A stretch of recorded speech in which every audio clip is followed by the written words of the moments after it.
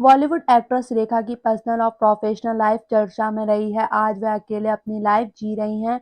शुरुआत में उनका नाम कई एक्ट्रेस के साथ जोड़ा जा चुका था।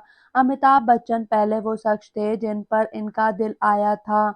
उन्हें तो वह पति भी मान बैठी थी, लेकिन बाद में उन्होंने दिल्ली के एक बिजनेसमैन मुकेश अग्रवाल से शादी कर ली। लेकिन बाद में उन्होंने भी सुसाइड कर लिया। लेकिन उनकी लाइफ का एबी से कनेक्शन था।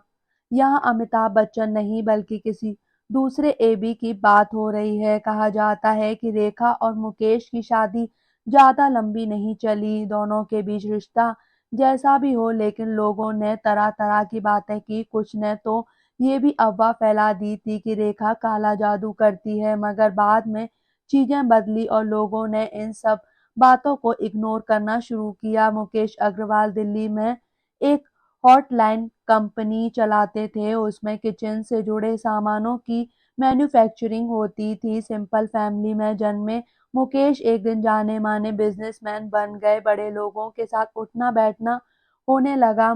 मुकेश अग्रवाल और रेखा की मुलाकात दिल्ली की दोस्त वीना रमानी ने करवाई थी। उनसे ही बातें होने के बाद इनकी शादी हुई थी। उस वक्त रेखा की उम्र 35 तो मुकेश 37 साल के थे। शादी के बाद दोनों लंदन हनीमून पर चले गए। अब ये बात बहुत कम लोग जानते हैं कि मुकेश को डिप्रेशन की बीमारी थी और ये जेनेटिक थी। उनके परिवार में भी सबको थी। हुआ ये था कि रेखा से पहले किटी मलकान, जो कि एक्ट्रेस थी, उनके मुकेश प्यार में थे। उनके साथ घर बसाना चाहते थे, लेकिन जब वो एक्ट्रेस बिना बताए गायब हो गई तो ये सदमा मुकेश बर्दाश्त नहीं कर पाए। अब आते हैं एबी पर।